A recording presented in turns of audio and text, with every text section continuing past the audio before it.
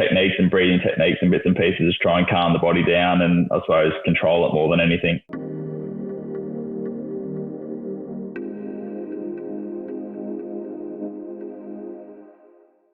Jack, thank you so much for coming on the podcast. It's an absolute pleasure to have you here, man. Yeah, thank you, mate. Appreciate it. It's good to, I suppose, finally have a chat to yourself and see what it's all about. Yeah, 100%. Let's kick things off. I'm excited to talk to you because in your profession, you actually are sweating a lot of the time, which is different to most people.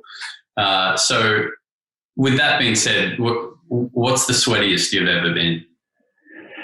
Oh, it's probably been many times. Probably, with our races and stuff like that, we get temperatures of between sort of 50 and 60 degrees in the cabin temp ourselves. So when we're sitting in there, we're sort of the maximum time we can do in an enduro event is around 2.5 hours in the car. So you're sitting there in that temp, have a fire layer underneath plus a 3-layer suit with a helmet and everything else on top. So with those temps sitting there for hours on end like that, you get out of the car, and quite a few times the team members have to sit in the car when they're loading the truck afterwards and actually ask us whether we've gone to the toilet in our seat and stuff like that, because it's literally just a puddle of sweat in the bottom of the seat. So it's a little bit nasty. We've got a cool suit to help us out, but that sort of pumps water around just our main core more than anything. So that runs through a dry, I suppose like an esky kind of thing with dry ice in it that cools the water down to about 7-8 degrees. Just try and extract some temp that way. But with that, it gets quite warm and sweaty very quickly. Is it always that hot in there regardless of the conditions? No, it's got a lot to do with the temperature outside. So I think that the rough rule of thumb is around 20-25 degrees on the ambient temp inside the car. So with that, it always varies week in, week out. Sometimes we go to events, we don't actually run a cool suit because it would only be 30-35 degrees in the car, depending on where we are. So, but the warm around, especially at the start of the year when we're at Bathurst, it was 30-35 degrees. So, you're sitting in there for 2 hours on end. It got very warm. And so you've got the dry ice keeping you cool. Is that significant, or is it just kind of like a mild thing?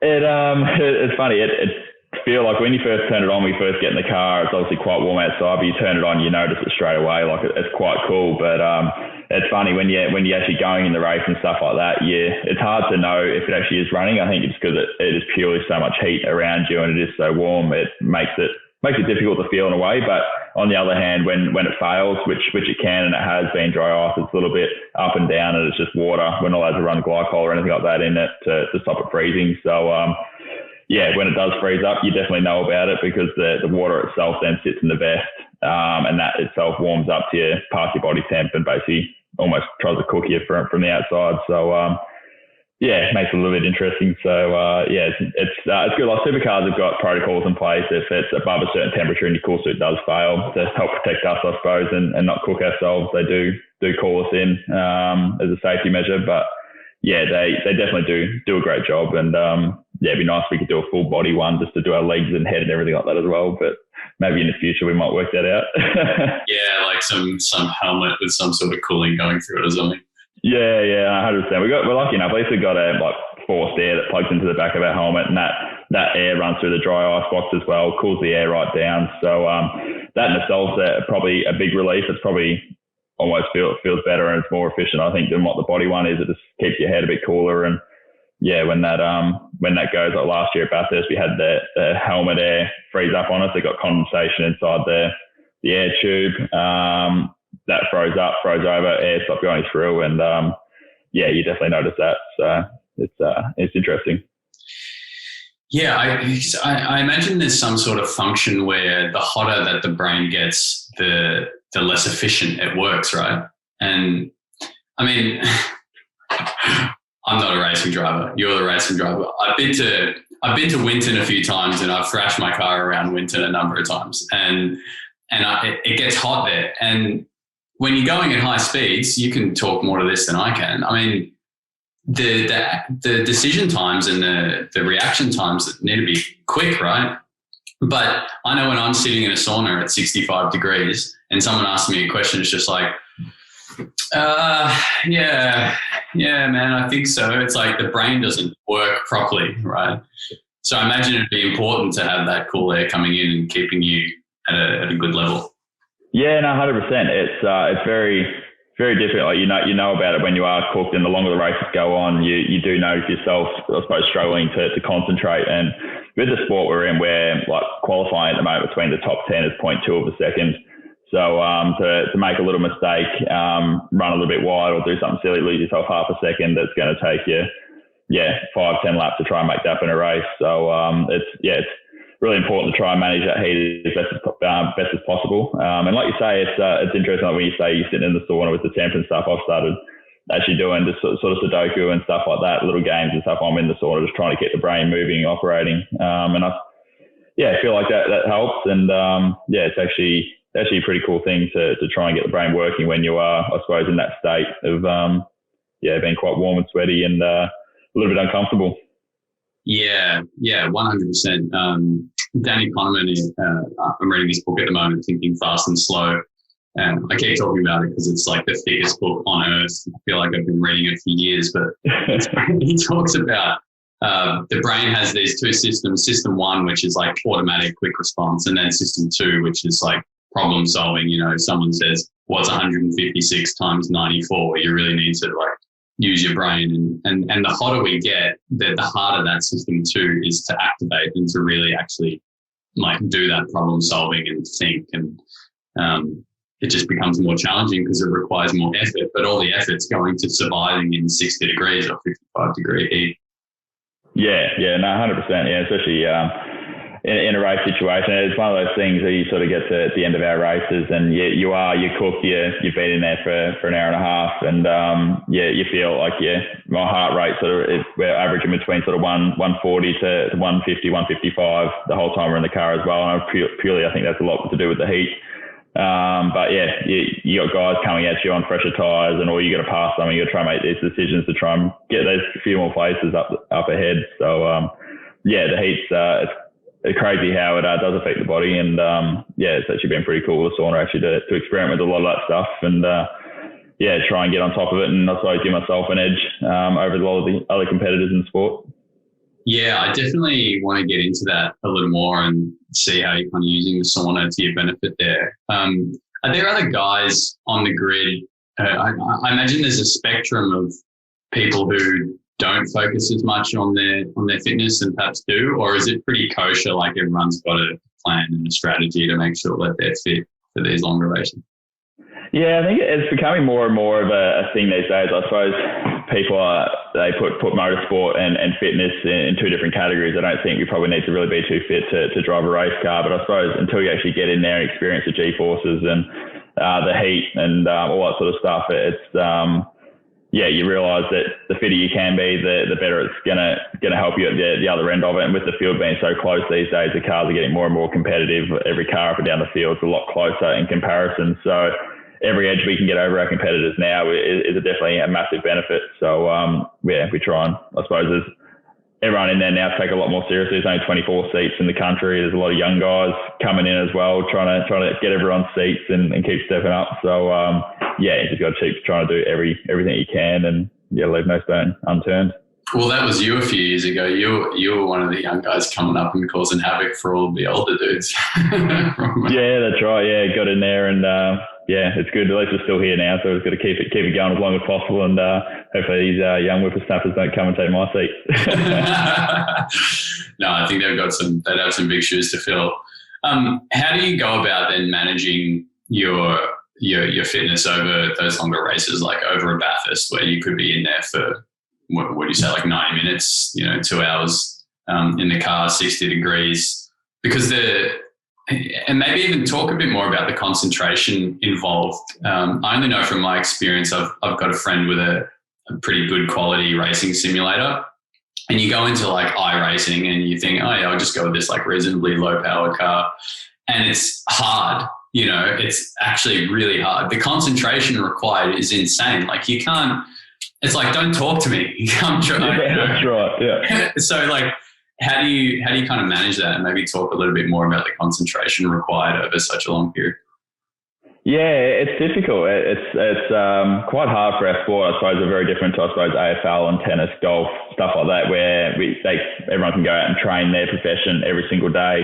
For us, we're limited to 3 test days outside of race meetings every year, and that's purely just a cost thing. So unfortunately for us, we don't get a whole lot of chance to practice our skills. So we try and find other things to try and keep us sharp, to keep us going. As you mentioned, the simulator with iRacing, it's something that I only got the start of last year, and it's been a really good tool for me to use. It's even notice on that, like it's quite difficult to keep concentration on that, and it's actually probably the closest thing we can get in terms of trying to replicate our real race car. So we don't get the G-forces or anything like that, but the muscle memory side of things, the braking, the steering inputs, all those little bits and pieces that go into driving a race car is very similar on a simulator. And probably even takes more concentration on the simulator because you don't have the G-forces to feel what the car's doing. You're sort of wobbling around, trying not to fall off the track, and look a little bit silly. But with that as well, I've got a go-kart. So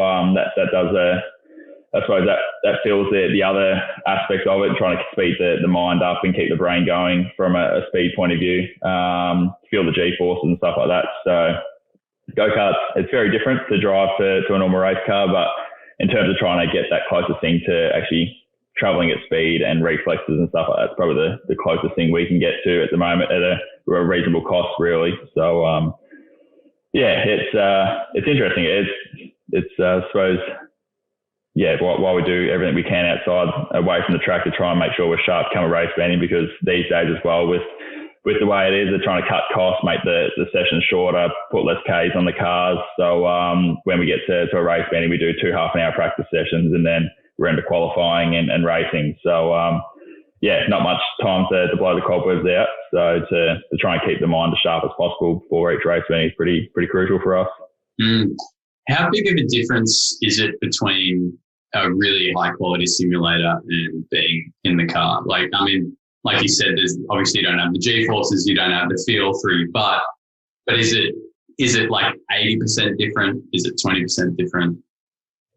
I don't know. It's hard to say. I've never really thought about that. It's a big step. It's driving a simulator to a race car is very different in the way that to learn a simulator, I suppose, you got to understand the feedback through the steering wheel, because they're all force fed.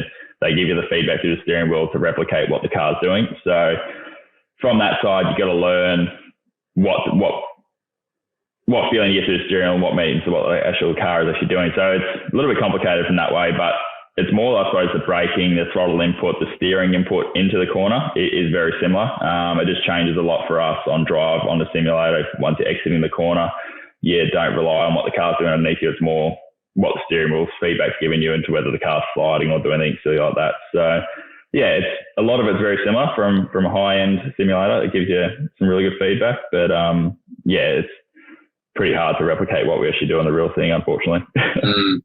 Yeah, I'm surprised that more racing drivers don't, or not even drivers, but just in general, like racing teams haven't, and maybe they do, but I feel like that they would invest more in simulators, given that, you think about any other profession, like you said, hey, you want to go and play tennis 8 hours a day? Yeah, go and hire a court and get into it, and then it's time spent playing the sport, or in my world, it's time spent talking about health and wellness. It's time spent running a business, and I can do that all day, every day. But then you go to something like racing, and like you said, you've got 2 half-hour practice sessions, and then you've got the races. You've got 3 days outside of that for testing, and then that's it. And then you guys are just like kind of high and dry, trying to keep yourself busy, but then trying to perform at the highest level in what is a really difficult profession. Like driving a car fast is freaking hard. Yeah, that's right. Yeah. I'm surprised that there aren't more ways outside of racing to actually be able to do that. So you can just plug yourself into something for 8 hours a day and you just end up having more time doing it than your competitors, Yeah, no, 100%. I think, I suppose it comes down to a dollar and cents thing. Like F1's a totally different thing overseas. They spend hundreds of thousands of dollars, if not millions of dollars on their simulators, and they employ someone full time that literally, like you say, they go sit in the simulator and they develop setups and stuff. So I think to that point, they've probably got the resources to do it. They, the amount of money they throw around over there, but yeah, unfortunately, I suppose at the level we're at here in Australia is not quite there. But a lot of the teams are, I suppose, taking it more and more seriously now. I think they're starting to realise the benefits in simulators themselves. But unfortunately, it'd be nice to be able to have a spare car we can go drive around every second day. I think we'd all love that. So maybe one day we'll get there.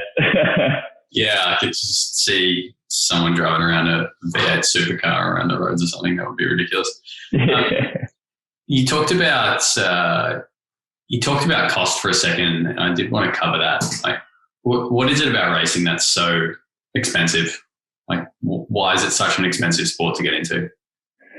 I suppose it just comes down to basically what goes into the cars. So our cars that we drive, if you go buy one from a team, for example, or get a team to build you a brand new car to take racing, it's around the $600,000 mark to walk out the door, and then you've got to have all the parts, bits and pieces, and then basically running costs to keep turning them over. So a rough budget of what the cars are close to probably $3, $4, $5 million a year, depending on how far you want to take it, how serious. But it's just the labour. Like our team, it's a 3-car team now. We run a development car and the second tier series, I suppose the VFL to AFL as well.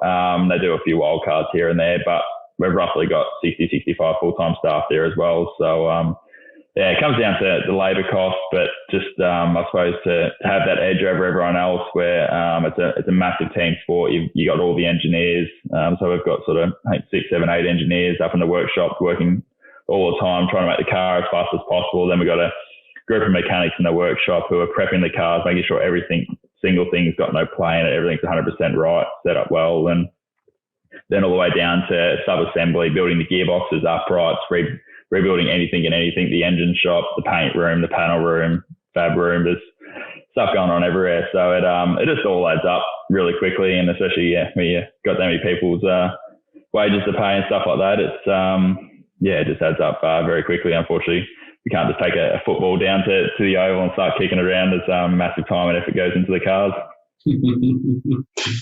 Yeah, and just the consumables of everything, right? You're always churning through parts and tyres and all those things. Yeah, no, 100%. And that's like the engines, for example, like they do about 4,000 kilometres before they need a full strip down. You rebuild them, and even that's getting close to 6 figures just for a rebuild. So, it's a silly little sport sometimes when you think about it, but at the same time, we have a lot of fun doing it, and wouldn't change it. So. No, absolutely not. Absolutely not. Now, this is one thing I've wanted to know for a long time. You say you're in quali, all right? How does the quali actually work in supercars at the moment? It's literally just changed again. So it's when we go to Tasmania, it's a different setup again. I don't even know how it's working, but the system we had been going off was you do basically start everyone on the session, and then you'd drop 4 cars, so you leave for 20. The next 10-minute session, you drop another 10 cars, and then for the last 10-minute session, you'd have the 10 cars doing their final lap to basically lock out the top 10. So with that, kind of similar to F1 in a sense. Yeah, it is. Yeah, very similar to how they're doing it at the moment. So similar thing, we're probably a little bit more restrained with tyres. So you really only get one set of tyres per qualifying session. And so at the moment, it's interesting because last week at Sandown, when you got through to the final 10, we made it through with one set of tyres in each session. So we had a set of new tyres for the final session. But I think there was 3 cars in there who had to use 2 sets of new tyres in the middle session to do enough time to get to the final one. So that sort of compromises them come the last session, because you lose about 3, 4, 5 tenths depending on what circuit you're at to a new tyre to just a tyre that's done one lap. So it's interesting. I really like the format. It's high pressure, puts a lot of pressure on us, because with a qualifying lap, you go out, warm the car up, you do one lap, and the tyre's gone, you lose that advantage. So it's pretty difficult. You got to make sure you don't stuff a lap up, because if you do that, that's why those guys had to throw another set of tyres out to try and get themselves through to the next stage. So pretty high pressure, but very interesting at the same time. So in that 10-minute session, are you really only doing warm up lap, hot lap, cool down. That's it. Yep. Very, very minimal laps in qualifying. And it's like the other part of that is you try and keep as many laps off the tyres as possible, because the way they are built now, that they're made to deg quite a lot. So over a race, they just drop off, and just sort of a steady drop off a cliff, really, that you're losing time. So any time you can keep off those tyres is going to benefit you in the race. Yeah. Okay. And so you're in quali. You've gone through the first stage. You're in the second stage. Now, when you're suggesting setup feedback to the engineers or whoever it is that makes those changes, what feedback are you actually giving them? Like, is it just like, I'm having a bit of oversteer coming out of turn 6, or is it more specific than that? Like, let's dial in some more camber. Can we reduce some pressures? Or I don't know, like, how specific do you as a driver get? Yeah, it's one of those things. You try and build up a good relationship with your engineers so you understand each other's lingo. So we've all got different sayings, different meanings for all sorts of bits and pieces. But yeah, we try and break it down as much as possible, and to the point where we talk about the car, whether it's rolling too much on entry or under rolling, flat sliding from the front or the rear, doing all sorts of weird and wonderful kinds of things. But yeah, it's at that stage where you try and build that relationship with the engineer that you can, like you say, you can pinpoint and say, right, we need a little bit more camber on the right rear tyre by 0.2 because we can't hold the rear of the car up just enough on entry, and bits and pieces like that. So it gets pretty technical. And I suppose for myself, I'm still, I suppose, fresh compared to a lot of the other guys who've been in there 10 plus years. You build and learn every single weekend. So every chance we get in the car, we do these sessions, you learn a lot very quickly. So yeah, it's kind of cool in a way. I'm starting to learn a lot more about the car myself, especially being with Tickford now. It's my second year with them, and they've been a top team. They're very professional and do a good job. So learning heaps, but yeah, it's a difficult process as well. You just got to try and understand every little piece of what the car's doing, but at the same time, when you're qualifying, for example, you're not worried about what the car's doing too much. You're trying to go as fast as possible. So half the time you get in after the session, you go, actually, don't remember what I did in that lap. I'm not really sure what the car was doing, just drove it. So yeah, try and think about it pretty hard, but no, it's interesting. How do you keep yourself calm when you're in the last stage of quali and you've got one hot lap and you've pieced it all together, you've learned all this stuff, you've changed the setup, and now you just need to deliver over a minute and a half or 2 minutes? How do you kind of find some zen in that moment? Yeah, it's funny you say that. I actually used to struggle a lot with qualifying, and like just the nerves being a massive thing for me. I actually still get quite nervous the day of going to races. I struggle to eat, so it's a massive effort for me to try and eat breakfast in the morning. I'm always forcing food down of some sort. But with that, yeah, in the car, I used to be shocking. I used to sort of almost tense up and get the shakes going through my leg more than anything, and trying to press a throttle pedal and a brake pedal when your leg's shaking and stuff like that. It's never ideal. So yeah, it's something we got sports psych and all that sort of stuff that works with our team, and yeah, they've sort of given us all these sorts of techniques and breathing techniques and bits and pieces to try and calm the body down, and I suppose control it more than anything. It's probably the biggest thing for us, just try and understand our body, and if we do get into that, I suppose, stage of panic or whatever it might be, getting the cortisol levels up too high, bits and pieces, we can try and bring that down and manage that as best as we can. So you're doing like deep breathing when you're just before you're about to jump back into the car and those kind of things? Yeah, definitely. Yeah, like it's something I'll try and always get in the car a little bit earlier, and you sort of sit there, and for me to help calm myself down, you just close my eyes and run through a lap of the track with my eyes closed, and just focus on my breathing and stuff like that. So it's that's probably been the biggest thing for me, just to try and keep the body calm as possible. But yeah, I don't know whether it's just that routine in itself helping me get past these nerves a little bit more. But yeah, we seem to be making good progress with it, which has been good. Yeah. Does visualization play a big role in what you do? Like, is there a lot of visualizing the perfect lap and those kind of things? Yeah, I think so. Yeah, I don't know if it works for everyone, but for myself, I definitely find it's quite a good thing, because we don't get a whole lot of time, and like we were talking about before, we get that one lap, so it's almost at practice in a way, you got to make sure you hit your marker 100% in the right spot. So you try and visualize exactly where that's going to be without overcomplicating it too much. I've been there and done that. But at the same time, it's just, it's a good way for me, I think, to stay calm, relax, and just not overthink it too much once we actually get out and track. So it just becomes a little bit more natural. Yeah, I like that. It's a balance. Sometimes we go too far down one route and like just too close to it. It's like sometimes you just need to relinquish and let it go, and it'll be all right. Yeah, no, 100% for sure. So it's a massive mind game, this sport. I'm learning more and more as the years go on. So it's very interesting.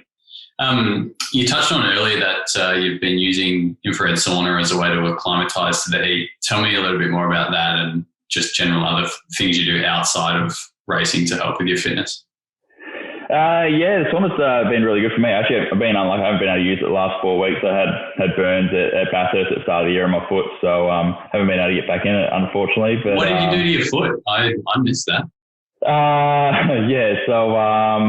In the off season stuff, I had a few little changes with our fan system in the car, and down there our foot, me being 6'2", being quite tall, my foot at full throttle is basically on the firewall, which is a lot of heat coming off the engine, the headers, the brakes and stuff like that. So, first race on Saturday, got quite warm, quite uncomfortable.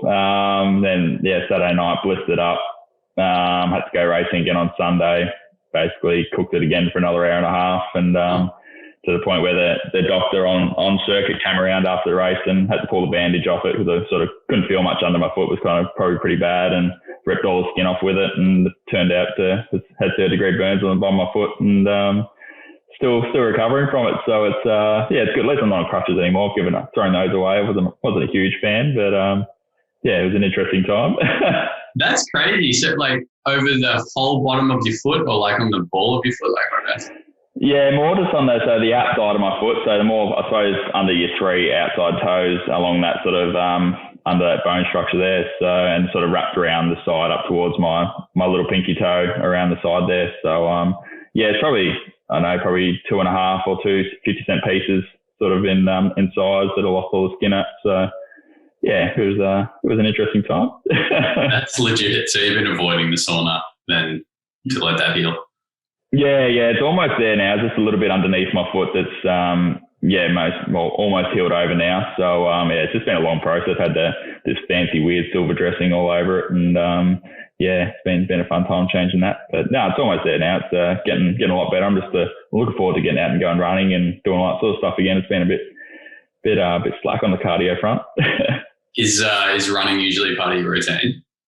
Yeah. So I try to do a little bit of running in there, just purely because it's a good thing. Like a lot of the guys from our team, they do a bit of running as well, the mechanics and team management, stuff like that, and even the other drivers. So it's just I suppose it's nice to have a bit of legs underneath us to go running from sort of a casual front. I'm not a huge fan of running, but I usually prefer to go riding and stuff like that. It's probably my more main source of the cardio I do and the HIIT training and stuff like that. So try to do a little bit of running here and there, though, so that I don't get flogged next time I go running with the boys. What sort of HIIT training do you do? What's that, sorry? What sort of HIIT training do you do? The main thing, so lucky enough, my partner, she manages a couple of body fit training studios. So I usually just head down there and do those sorts of sessions, which is quite good. So it's just all sorts of, I suppose, the bike, the assault bike, ropes, and all sorts of random bits and pieces. So she usually plans it out for me because she's a sports scientist herself. So she usually puts the program for us. We've got a gym downstairs as well, which is nice. So just I don't know. She usually throws all sorts of stuff at me, and we go have a bit of fun with it. Body fit's hard, man. Like there's that cardio me session where you have to like get your heart rate into a certain. That's just hard work, man. It's torture itself, isn't it? It's nasty. You just keep pushing you harder and harder. It's probably good. At least everyone else there is going pretty hard, so you feel like you have to as well. It's kind of good. Yeah, this is true. How hot do you have the sauna when you have been using? So I mean, most of the time, because I was trying to use it for sleep, I find I always get massive benefits with my sleep. This is something where I measure it all, I suppose, through the whoop, and I suppose it's good feedback on where that's at as well. But a lot of the time at the end of the day, myself and my partner would go down there and just have a 20, 25, 30 minute sauna at probably 45, 50 degrees and just sit there and just, I suppose, more enjoy it. And that's sort of more just to switch off. And every time I seem to do that, we notice massive results through the walk and how we feel and the next day as well. But when I get close to the racing, usually ramp it up a little bit more, probably 60, 65, just try and, I suppose, shock the body a little bit, get it used to the heat. And it's funny, like, I don't know if it's just in my head that I feel like it helps me acclimatise the heat in the car, but I feel much better for it when I'm actually in the car at the end of those weekends as well. I don't feel like the heat's taking as much out of me. So that's been a big benefit for myself. Yeah, spot on. There's a couple of things I want to touch on there. One, the way that you use it for sleep is perfect, and a lot of times people fall into they make the mistake of wanting to use the sauna for sleep, but they still feel like they need to go really hot. And so they'll have it at like 65 degrees and then they'll go jump in bed and wonder why they can't go to sleep because their body's still cooking. So that's great. And this, in terms of like heat acclimatization, like 100% the sauna helps. That's not in your head. We had a triathlete, Stuart Harsley, using our sauna, and he was using it because he was training for Kona, like the big world triathlon series. And what he found was that over time, he was using the sauna at maximum temperature, so 70 degrees. He would be in there for 90 minutes and he put a training bike in the sauna. So then he was on the bike at 70 degrees for this time. He was fit. And what he found was over time, his heart rate was lower and lower and lower doing the same session. So even though he was in there at 70 degrees for 90 minutes, initially his heart rate was like 160, but then over time it was like 150, 140, and his body acclimatized. It's to do with the plasma volume of the blood and its ability to carry oxygen. We get used to the temperature. So, keep doing that. The hotter you can use it, the longer you can use it, the more your body will get used to it. So then you'll be in Bathurst, you'll be in the car for 97 minutes, and you'll just be like, it's fine. It'd be great. Get out of the car feeling brand new. It'd be perfect. So it's really good. Actually, I noticed it, and I didn't know of 100% because we changed cars, so it was one car to another different team. So I don't know how the cooling was year on year, but Adelaide back in 2019, it's a very hot race over at the Clipsal 500, it used to be called. And my average heart rate there was close to 160 for that 250k race. And remember my first race with the team last year in 2020, different car, but it was sort of low 140s. And during that time, I did a lot of time in infrared saunas, and I think it made a massive difference to myself. And it's interesting you say that about the heart rate as well. With so it's cool. Definitely keep doing it, I think. So. And you mentioned the Whoop. How do you kind of use the Whoop and kind of integrate what it says into your life? Has it influenced any changes based on what you've learned? Yeah, I think the biggest thing for me, I've been wearing it for a few years now, and it's been really good. I suppose it's the biggest thing I've probably learned out of it is off the back of training, and I suppose the food and my diet and stuff like that. I've come from a place, like probably the last couple of years, my diet probably hasn't been the best at times. I do enjoy my pizza and stuff like that here and there. So, but from that, it's amazing how much what you do during your day affects how your body sleeps at night. Even if you don't train that day, and you just have a bad dinner or a glass of wine or something like that, how much it takes your body to calm down and come back under, I suppose, in that resting heart rate when you do sleep. So, I've loved every moment of that, and it's funny. I've got my partner onto it now. She uses one all the time, and we sort of live by them at the moment. It's a really great thing. I don't have one, but Bruce, who you've met, he's got one, and he's shown me all about it, and it's actually super handy having that data. I had a sleep tracker. It was probably 2 years ago now, and I was tracking my sleep, the different stages. I wanted to know how long I was in light sleep, deep sleep, REM sleep, and through tracking my sleep for a period of like 6-9 months, I really learned that my sleep cycles were like just shy of 2 hours, and when I then based that as to when I should sleep, and when I should wake up based on how long my sleep cycles were. I was always waking up at the end of a light sleep cycle, so I was kind of energized. I wasn't waking up feeling lethargic, and like I learned a lot through that process, and the Whoop just takes that to the next level, you know. And you can see like, I had 2 glasses of wine that night. Yeah, my recovery was crap the following day. You know? Yeah, that's right. Yeah, it's cool. I suppose it's one of the things you kind of you half expect some of it, I suppose, but I suppose it backs it up with the data behind it, and definitely makes you think about it a little bit more, especially whether you have that glass of wine with dinner and stuff like that. Makes you think about it. Yeah, exactly. It makes me think about as well how it just shows how sensitive our body is to all of these little things that we do, you know, even just a coffee in the morning, a glass of wine at night. We don't sleep as well, wake up the next, you know, like it all has this flow-on effect. Yeah. It makes me think of Nico Rosberg. When he won the Formula One World Championship, he was like so dedicated. He was doing everything he could. I think he even had like a sleep scientist working with him, and he was doing like ice bars and cryo, and he was doing everything physiologically that he could do to be able to be at the highest level. You know? And I think that really says something about racing, but just about health in general. You know, everyone knows I'm obviously super passionate about helping people with their health, and you know, I've seen in my life that whenever we improve our health, it allows us to just do better in whatever it is that we do. In your case, you know, you've been using the sauna a bit, you know, maybe it sounds like that perhaps will help with those hotter racing sessions. But in any sense, if we're at a high level of health, we can think more clearly, we can take better action in what it is we're doing throughout the day. We can be more conscious of how we do it. I think regardless of the profession, it's really important to be looking after our body as best we can, even if our body has nothing to do with what we're doing. You know, maybe we're consulting on logistics or something. I don't know. Yeah. But I think it's still important.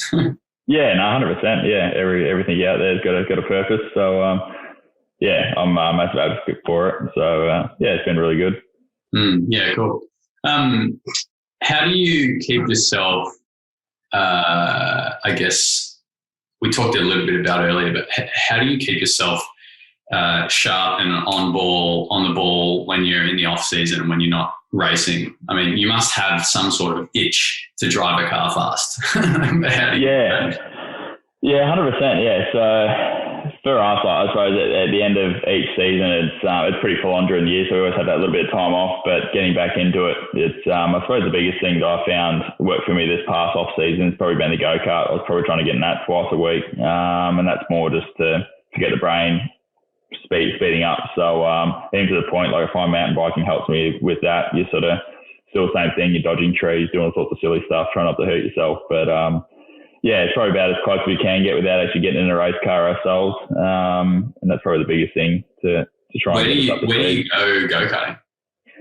So it's track all over. I think there's 18 circuits in Victoria. So there's stuff all over the place. I've just joined a circuit up in Seymour, Eastern Lions Car Club up there. So it's awesome circuit. I used to love racing there when I was a little tacker. So thought I'd get back out there. It's only an hour up the road, and it's always a bit of fun. My uncle's just got himself a go-kart as well now, so we're going to go out there and run into each other and have a bit of fun with it as well. Yeah, cool. That's nice. You mentioned mountain biking. I just got into mountain bike riding the last few months and frothed it. Like I didn't realize how much of a flow state you get into. What bike do you have? Where do you go? Tell me more. So just actually the guys down at Trek have looked after us with the bike, which has been really cool. So probably all the gear and no idea really. I'm pretty average on the bike, I reckon, at the best of times. So I get scared of the big jumps and try not to hurt myself more than anything. So I'm not far from Plenty Gorge where I am, so I fire out there and got Listerfield Lake, which is somewhere I grew up near. So I always fire out there for a bit of a pedal. So definitely plenty of places around, but I love it. It's always good fun, gets the adrenaline going as well, and got to make sure I don't have a shunt. Like I don't know if you would have seen with Shane Van Giz, had a big crash. Yeah, had a big crash about 3 or 4 weeks ago and broke his collarbone and and 4 ribs. And he went out at Sandown and still cleaned up 1 or 3 races. So I'm thinking going into Tassie, I might go have a shunt and maybe break collarbone as well. It might give me a bit of speed, I think. So I don't know if it's the best idea, but you never know. You seem to make it work. What differentiates the best of the best V8 supercar drivers from the rest? Like the absolute legends. What were they doing that the others aren't doing? Good question. I'd love to know. So for myself, I suppose we're still at the beginning, and we won a race last year, but I'll turn that into multiples. So if I can work out exactly what those guys are doing, I'd love to learn it. But I suppose for myself, that's why we try and leave no stone unturned. Just do as much work away from the track, and I think that's becoming more and more clear to a lot of other young guys coming in as well now. Just from a fitness side of things, from everyone using sports cycles becoming a massive thing for most drivers up and down pit lane. Everyone's realising how much of a mental game it is. To working with your team, just building those relationships, that's a massive thing that we do with Tickford. We have a lot of, I suppose, team bonding time, and being away last year on the road for 4 months was probably really good for that as a whole team. Everyone, got along really well, and just built those relationships up, which I think is a massive part of it, because they prep the car, do probably 80% of the work, and get us to make a fast car, and we just got to get there and drive it to the best of our ability. So I suppose there's probably many things that I'll probably still learn along the way, but still trying to figure it all out. You're very humble, mate. I mean, you're kicking goals, you make it.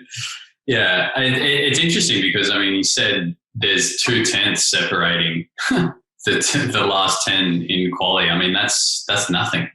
Yeah. There must be some opportunity there to do something different, Yeah, 100%.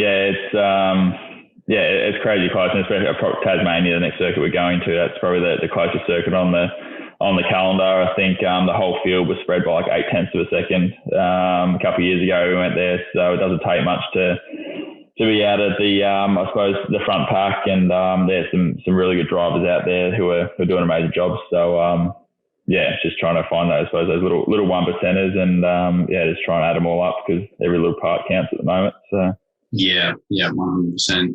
Where do you see V8 supercars going in the future? How do you see the sport evolving and the cars changing?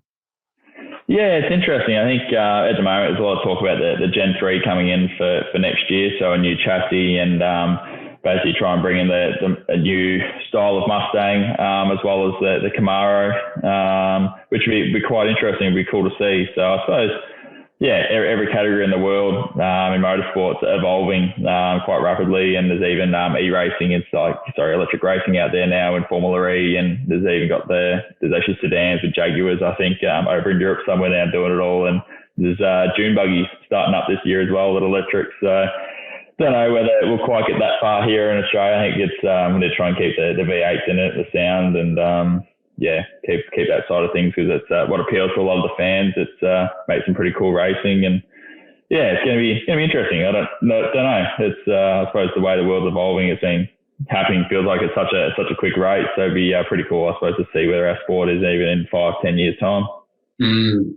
Yeah, from my experience watching the V8s, it's actually a really good racing category to watch. Because so much of it is on the driver, and there's actually some really good racing from my experience. It's not so much strategy and a lot of that kind of less exciting stuff.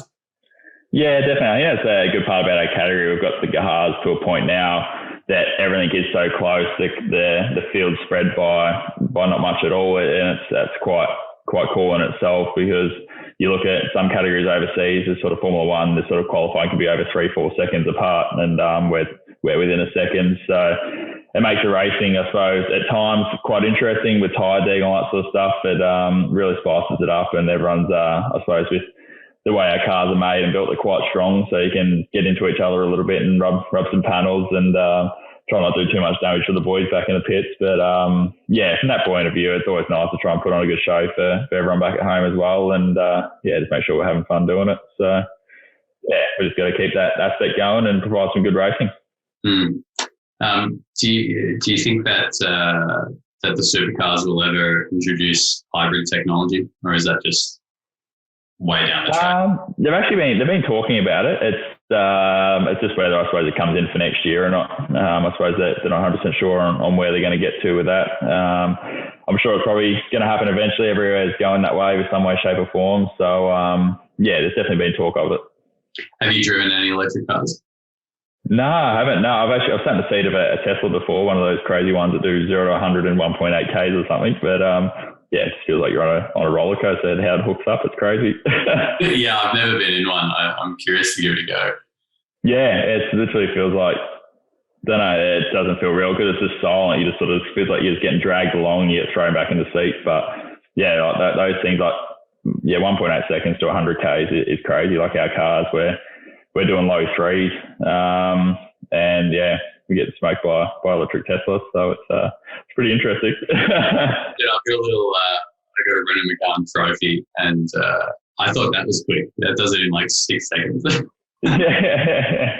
It's just nothing. What are you driving at the moment? What do we got at the moment? So just get a car through the team and everything like that. So I had a Mustang there for a little while, which was a bit of fun. But just choose fuel and myself being as tall as I am, don't really fit in the thing too well. It's a little bit uncomfortable. So I just got the old ute now, gets from A to B. So she's working wonders. Beautiful. Well, thank you so much. I appreciate you've got some other commitments to get to. Did you have any questions for me? No, I think we've been over a lot. It's been really good. It's cool to hear some of the insights into what some of the athletes have found and with the heat training and stuff like that. It's cool for me to know I'm not the only one. I feel like I'm getting the benefit from it, and it's interesting to see where I get to it, and hopefully I can get a little bit more out of it for sure. Yeah, man. When you can get back into it, just crank it up. Not in the evenings, but in the mornings. Get hot. See how long you can last. Jump out. Right. Jump in the cold shower if you can. Yeah. Perfect. Lovely. I'll give it a go. Awesome. Nice. Well, so Tassie's off now. So when are you racing next? So just 2.5 weeks from now. So it's been pushed back 1 week. And that was more just to, I think, give the Queensland teams enough time to, I suppose, clear themselves of any quarantine and stuff like that they need to do. Because I think a lot of them from Queensland have made the dash over the border to New South Wales. So she'll be interesting to see how it all plays out. It's probably always going to happen this year with the events being moved here, there and everywhere. But fingers crossed we can get back into a rhythm now and keep racing. Well, by the time this podcast comes out, I think it'll be just after that race has been completed. So let's send some energy forward and backwards to hope that you have some good success down there. Yeah, perfect. Thanks. Hopefully we can have a couple of wins. It'd be pretty nice. It's always nice to be down there. So fingers crossed it's a good weekend. Yeah, so I guess we should say well done on last weekend. Good podium finish. That was great. Thank you so much for coming on the podcast. It's been an absolute joy. And if people want to find out more about you or they want to follow you or watch you race, where can they do that?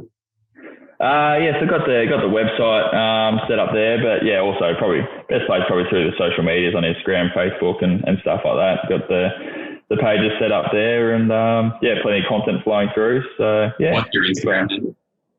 Just my name, Jack Le Brocq. So and same with Facebook. So all pretty simple. Spelled with a CQ, not a K at the end. So many people get that wrong, but that's all right. Happens all the time. They can look at the title of the episode. They'll see it there. Yeah, perfect. No, ripper. Awesome. Thank you so much for coming on, man. Yeah, no worries. Thanks, Alex. Appreciate it, mate.